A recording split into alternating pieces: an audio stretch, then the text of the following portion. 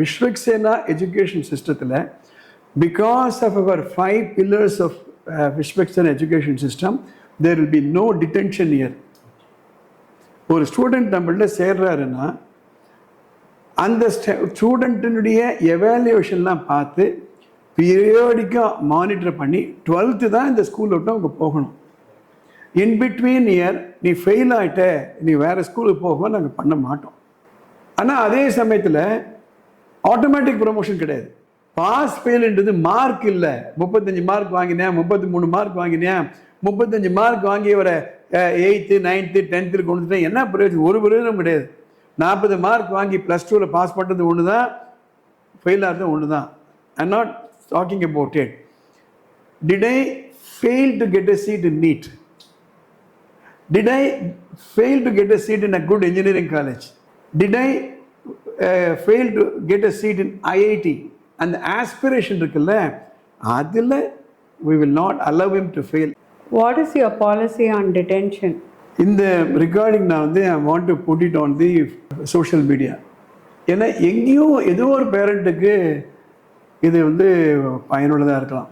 டிடென்ஷனை பொறுத்த வரையில் அவர் Vishwaksena system of education, we are talking about 5 pillars of Vishwaksena education system.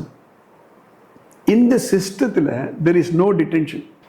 In the system நான் சொல்றேன், for example Arctic Antarctic போறீங்க, அந்த இடத்துல you need warm clothing. அதே இந்த சம்மர்ல டெல்லியில் என்ன warm clothing தேவையில்லை.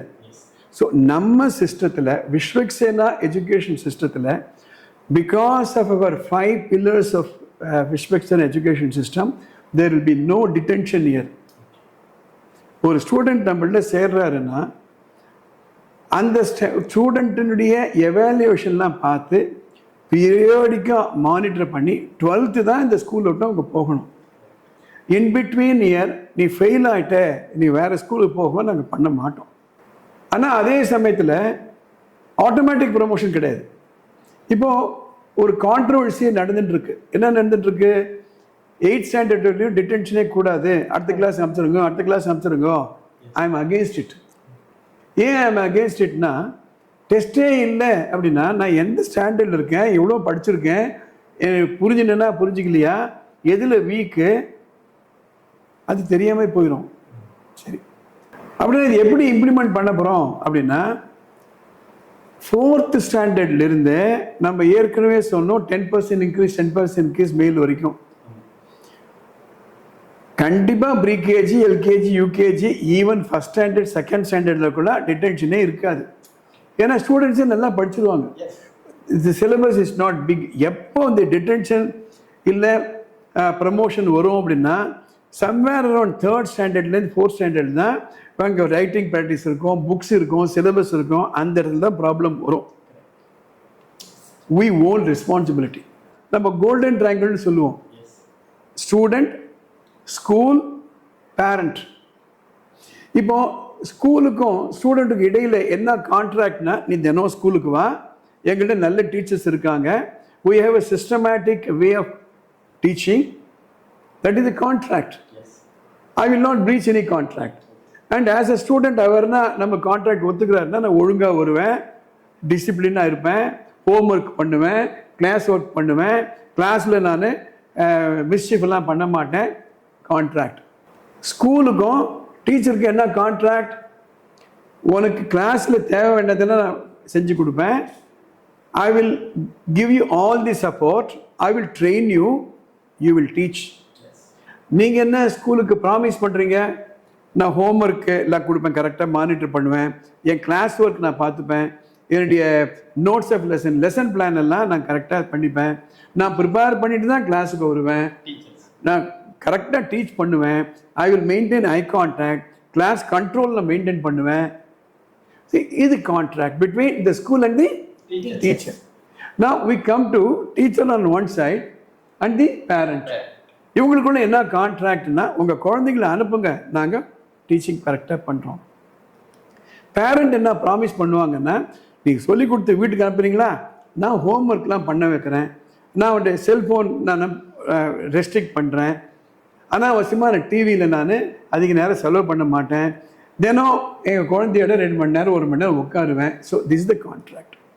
So we assure on behalf of Vishwaksena education system there will be no detention in Vishwaksena. First ஸ்டாண்டர்டில் சேர்ந்தாச்சுன்னா 12th வரையில் ஏன் அப்படின்னா ஒரு detention with stigma. I am responsible.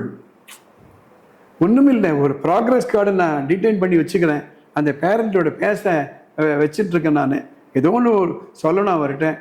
10 parent அங்கே நிற்கிறாங்க, 9வது பேரண்ட் அங்கே போய் நிற்கிறாரு. அந்த டீச்சர் உங்கள் ப்ராக்ரஸ் கார்டு உங்கள் ப்ரமோஷன் கார்டு ஆஃபீஸில் இருக்குன்னு சொன்னால் அவருக்கு பக்கு பக்குன்னு இருக்கும். அவ்வளோதானா அவங்க குழந்தை ஃபெயில் ஆகிட்டாரா, அவருக்கு தலை குனிவு. அடிக்கடி ராதா மேடம் சொல்லுவாங்க, அந்த குழந்தையுடைய செல்ஃப் ரெஸ்பெக்ட் ப்ரெஸ்டிஜ் போயிடும். அந்த குழந்தைய டீடைன் பண்ணி அவனோட படித்து 29 பசங்க அடுத்த கிளாஸ்க்கு போயிடுவான், இவன் மாத்திரம் பழைய கிளாஸில் உட்காந்துருப்பான்னா எவ்வளோ மோசமான ஒரு சுச்சுவேஷன். ஸோ இந்த பாஸ் ஃபெயில் அப்படின்றது சும்மா ஒரு பேப்பரில் எழுதி கொடுத்துறதெல்லாம் இல்லை. அப்போல்லாம் நாங்கள்லாம் படிக்கும்போது at least all of us our old enough ஸ்கூலுக்கு போய் போர்டில் ஒட்டிடுவாங்க பாஸ் ஃபெயிலியர். எதிர் வரும்போது பையன் சொல்லுவான், டே நீ பாஸ்றான்ட்டா நான் போக வேண்டியதில்லை. எது ஒரு மாதிரி போனான்னா சரி நமக்கு ஏதோ ப்ராப்ளம் போயிருக்கு, அங்கே போயிட்டு ஃபெயில்னா வீட்டுக்கு வரத்துக்கே நமக்கு கஷ்டமாக இருக்கும். So it's a very very emotional issue detention அப்படின்றது. So on behalf of Vishwaksena education system I repeat, இந்த சிஸ்டத்தில் நோ டிடென்ஷன். அதுக்காக நீ என்ன மார்க் வாங்கினாலும் அடுத்த கிளாஸுக்கு நான் ப்ரமோட் பண்ண முடியாது. ஒரு கிளாசிக் எக்ஸாம்பிள் நான் சொல்கிறேன். கொரோனா பீரியடில் 2 வருஷம் கிளாஸே நடக்கலை. அதுக்கப்புறம் வரும்போது 2 வருஷம் அந்த ஃபவுண்டேஷனே இல்லாமல் வராங்க. அதனுடைய எஃபெக்ட் இன்றைக்கும் நமக்கு தெரிஞ்சுக்கிட்டு இருக்கு. எஸ்பெஷலி இந்த வருஷம் தெரியுது நமக்கு. 3rd ஸ்டாண்டர்ட் 4th ஸ்டாண்டர்ட்லாம் வரும்போது ஃபஸ்ட் ஸ்டாண்டர்ட் செகண்டரி படிக்காமே வந்திருக்காரு அவர். அந்த போர்ஷன் யாருமே கவர் பண்ணலை.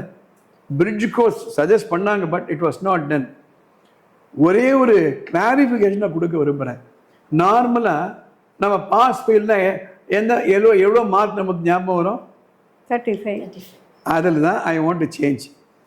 பாஸ் ஃபெயில்ன்றது மார்க் இல்லை. 35 மார்க் வாங்கினேன், 33 மார்க் வாங்கினேன், 35 மார்க் வாங்கி வர 8th 9th 10th கொண்டு வந்துட்டேன், என்ன பிரயோஜனம்? ஒரு பிரயோஜனம் கிடையாது. 40 மார்க் வாங்கி +2ல் பாஸ் பண்ணுறது ஒன்று தான், ஃபெயில் ஆகிறது ஒன்று தான். I am not talking about it.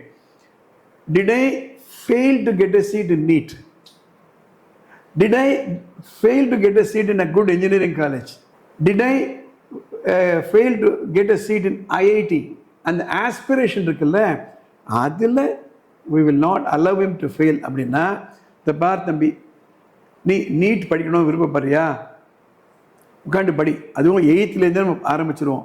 சயின்ஸில் எவ்வளோ மார்க் வாங்குற, உனக்கு என்ன கோல்? இன்றைக்கி மார்னிங் ஒரு பையனை கேட்டேன், என்னடா உனக்கு ஆசை கேட்டால் ஐபிஎஸ் ஆகணுன்றான். நான் உடனே மார்க் காமிக்க, தம்பி இது மார்க் நீ வாங்கியிருக்க, இதிலே நிறைய வாங்கணும் தம்பி அப்படின்னு சொல்கிறோம். ஸோ நீட்டு ஒரு குழந்தை படிக்கணும் அப்படின்னா நீட்டு போகிறதுக்கு இவ்வளோ மார்க் வாங்கணும் அவங்க சொல்லி அந்த 720க்கு 600 வாங்க வைக்கிறது தான் பாஸ். நம்ம அதே சமயத்தில் நான் சொல்கிறோம் நீட்டுக்கு கோச்சிங் தேவையில்லை நம்ம சொல்கிறோம். If the parents want any kind of clarification, there's a number going on there. If you have any query, you can send a WhatsApp message. Don't telephone, WhatsApp message. We'll cover it in the next episode.